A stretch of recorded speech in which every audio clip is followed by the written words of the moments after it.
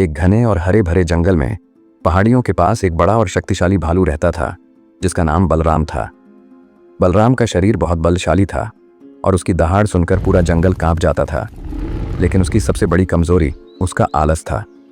बलराम को बस मीठे शहद का स्वाद पसंद था और वह हमेशा शहद के सपने देखता था, पर वह शहद के छत्ते तक जाने की मेहनत नहीं करना चाहता था। वह घंटों तक पेड़ों की ठंडी छाया में लेटा रहता और सोचता, जब शहद इतना मीठा है तो वह खुद मेरे पास आ जाएगा। मुझे इतनी मेहनत करने की क्या जरूरत। बलराम का पूरा दिन बस सपने देखने और खाने में बीतता था। जब उसे भूख लगती तो वह नदी के किनारे जाता और कुछ फल खा लेता। बाकी समय वह अपनी ताकत पर घमंड करता और जंगल के बाकी जानवरों का मजाक उड़ाता था, जो हमेशा कुछ न कुछ काम में लगे रहते थे। जंगल के दूसरे हिस्सों में मौसम बदलने लगा था। गिलहरी गुड़िया, एक फुर्तीली और मेहनती गिलहरी, अपने पेड़ के खोखले में सर्दियों के लिए अखरोट और मेवे जमा कर रही थी। पास में खरगोश मोती भी तेजी से दौड़कर अपनी गाजरों का ढेर लगा रहा था। दोनों एक दूसरे को देखते और मुस्कुराते।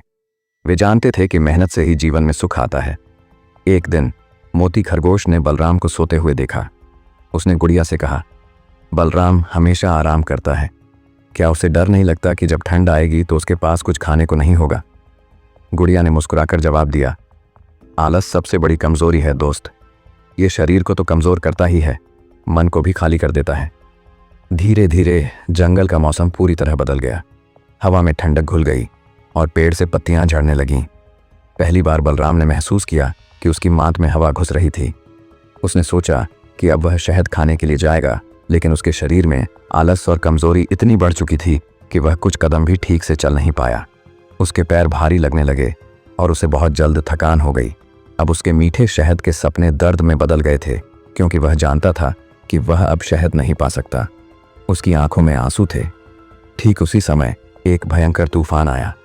तेज हवा और बारिश से कई पेड़ गिर गए और गिलहरी गुड़िया का घर भी टूट गया। वह डर से कांप रही थी और उसके सारे मेवे और अखरोट बिखर गए थे। बलराम ने अपनी मांद से बाहर देखा। उसने अपनी भूख को भूलकर अपनी बची हुई सारी ताकत इकट्ठा की।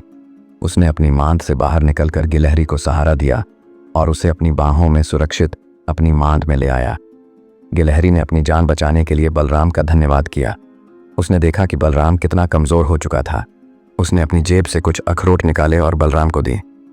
बलराम की भूख थोड़ी शांत हुई। उसने गिलहरी को अपने पास बिठाया और दोनों ने एक दूसरे को सहारा दिया। उस दिन बलराम को एहसास हुआ कि असली खुशी शहद खाने में नहीं, बल्कि किसी की मदद करने में है, और असली ताकत शरीर में नहीं, बल्कि मन में होती है। उस दिन के बाद बलराम ने अपना आलस हमेशा के लिए छोड़ दिया।